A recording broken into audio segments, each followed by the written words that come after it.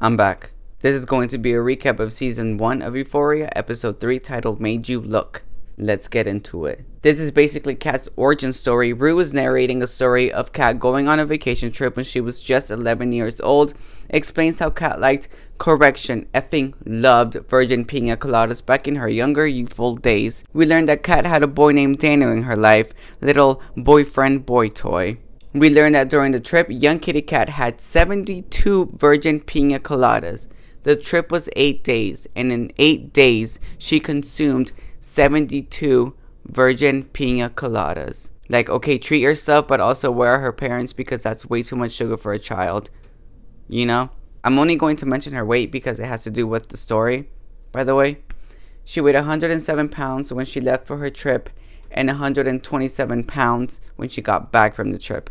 When she got back to school the next day, her bae Daniel was waiting for her, and it seemed like he didn't care about the weight gain. You know, he was all like, hey.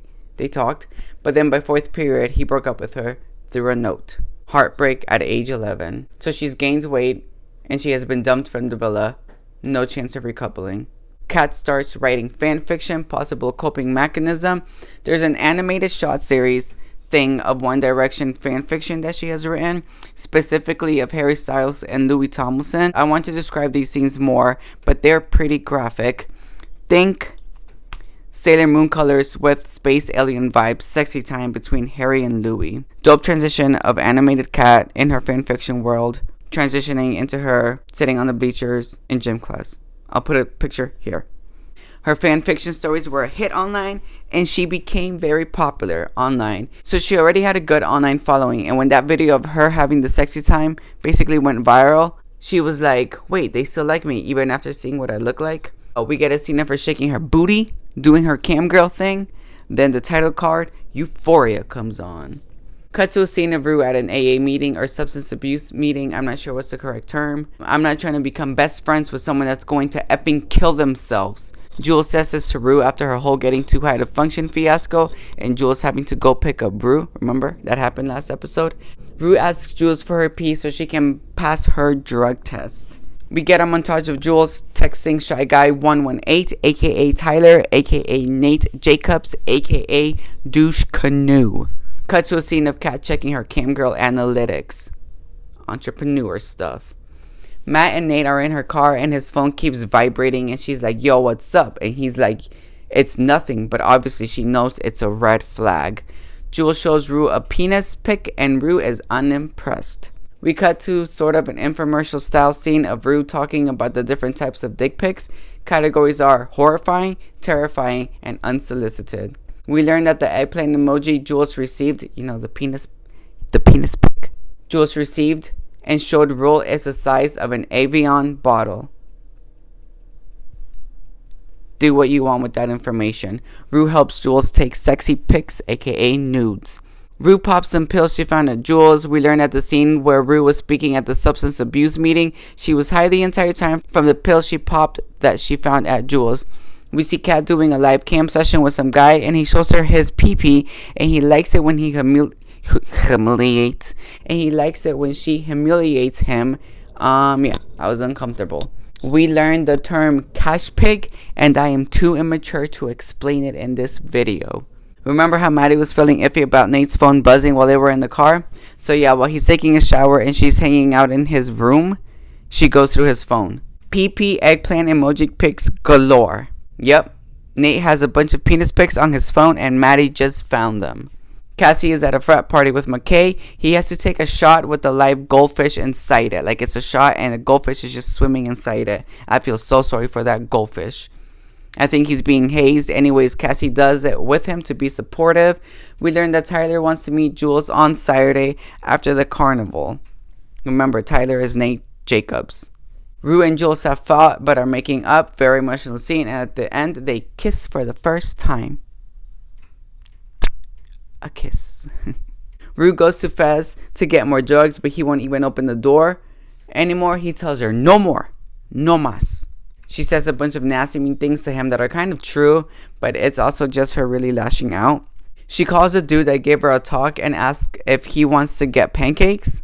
Oh, Okay, so earlier, one of the guys that was at the Narcotic Anonymous meeting, that's what it's called, by the way, Narcotic Anonymous meeting, basically laid it to her thick. He called her out on her BS because he knew that she was high the whole time. He gives her a speech and was all like, if you ever want to actually be clean, call me. Maybe we can even get pancakes. Forgot about that.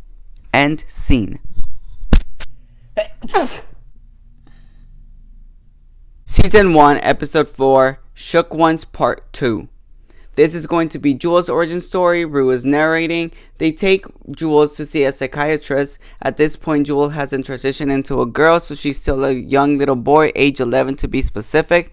Oh yeah, Jules is transgender, both the character and the actor that plays her. So on episode 1, when she was injecting something into her leg, it wasn't drugs, it was hormones for her transition. They basically trick her into being admitted into a psychiatric Man, sometimes syllables are so hard. Psychiatric hospital for her gender dysmorphia.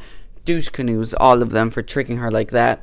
This scene gives me goosebumps. Her screaming when she realized she's being tricked is super sad and heartbreaking. For real. Jules eventually got better and gets released. Then by age 13, she officially starts transitioning. There was a whistle in there. I don't know where that came from. We go through a montage of her hookups.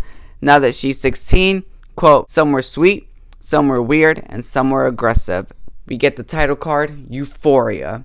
Rue is talking to Pancake Guy, aka Ali, that's the name of the guy, venting and just basically talking to him about her feelings with Jules and lives. We cut to the carnival. Oh man, I forgot this was a carnival episode. This episode is chaotic. It was one of my favorite episodes. Just chaos everywhere. Messy, chaotic fun. Yo, why are you dressed like a hooker? Nate says this to Maddie. He's mad at her outfit because his family's in the chili cookout and does not think her look is a good look for his family.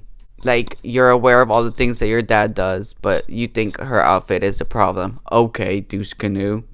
Kat and Ethan are riding the Starship ride. Spins really fast and you get pressed against the wall. You know, it's like spins really fast. Love that ride. Are you guys in a relationship? This is Nate speaking to Cassie and McKay because Cassie and McKay are at the carnival now. Nah, we just chillin'. So according to McKay, him and Cassie are just chillin'. But according to Cassie's facial expression to him saying this, she was not aware that they were just chillin'. I don't know. I would not take live goldfish shots for someone that I was just chilling with. And it appears that Cassie would also not do the same if she knew that they were just chillin'. Nate's dad gives McKay some speech about pushing himself in life, and honestly, I don't care because here he is having sexy time with underage people. Disgusting. Cassie calls out McKay for his just chilling comment, as she should. They fight. McKay leaves Cassie alone at the carnival. Boyfriend of the year. Oh, sorry, not boyfriend of the year because they're just chilling. Maddie, hey, are you not having fun? Cassie, no. Maddie, me neither. Wanna do Molly? Iconic scene. Maddie tells Cassie about the whole going through Nate's phone fiasco and finding the penis pics. Jules spots Dominant Daddy at the carnival. She tells Rue and shows him who he is, and Rue informs Jules that his name is Cal Jacobs and that he's Nate's dad. Jules is shocked. Jules walks up to him and he's all shocked seeing her. Rue loses Gia at the carnival. That's her little sister. Cassie and Maddie are super high off the Molly. Kat sees Ethan talking to some girl and thinks he's flirting, but that's not the case. Anyway, she's all in her head and feelings now, and it is about to be chaotic. Maddie and Cassie are still high in the House of Mirrors. Cal Jacob wins the chili competition. Whatever. Everyone is clapping. Kat to Maddie standing in the middle, slow clapping. And you know she's about to do something messy and iconic. She walks to the table and flips over the chili. On my notes, in all caps, I wrote, ah, and then I wrote, ah ha ha ha ha ha ha ha ha. So I guess when I wrote down this note after watching the scene, I laughed really hard, and there you go. It's all in caps. Ah ha ha ha ha. It's really funny though. I love that scene. Cassie is talking to some guy and is all like, you wanna ride the carousel? Nate has pulled Maddie away and gets physical with her, slams her against a trailer, then starts choking her. Unsettling. Cassie is riding the carousel, and I mean, she is riding the carousel high off the Molly, mad at McKay, just super sexual. Rue is still looking for Gia, her little sister. Jules is helping her, but they've split up. Cal, Nate's dad, is following Jules. Fireworks are going everywhere. It's just chaos everywhere.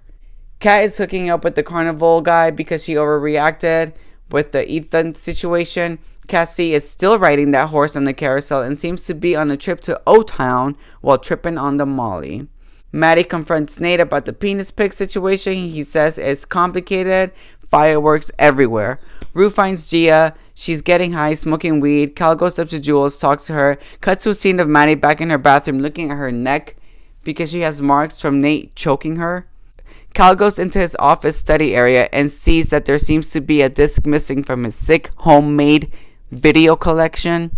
Rules is riding her bike, getting ready to meet Shy Guy 118, aka Tyler. They meet. She finds out that he's really Nate. He starts talking to her in a sweet voice. They're pretty close to each other. Then he tells her to open her mouth while sticking her finger inside her mouth and says wider. Unsettling. So basically Nate was setting Jules up by asking her to take nudes, and because she's been lying on this hookup apps, like she's underage, right?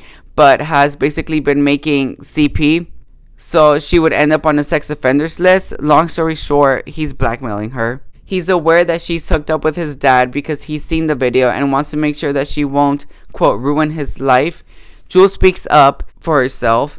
Then Nate proceeds to get physical with her. Like, I can't remember if he choked her or pulled her hair, but he just starts being like nasty towards her. Jules goes to Rue and asks if she can sleep over. Rue asks how was it meeting Shy Guy.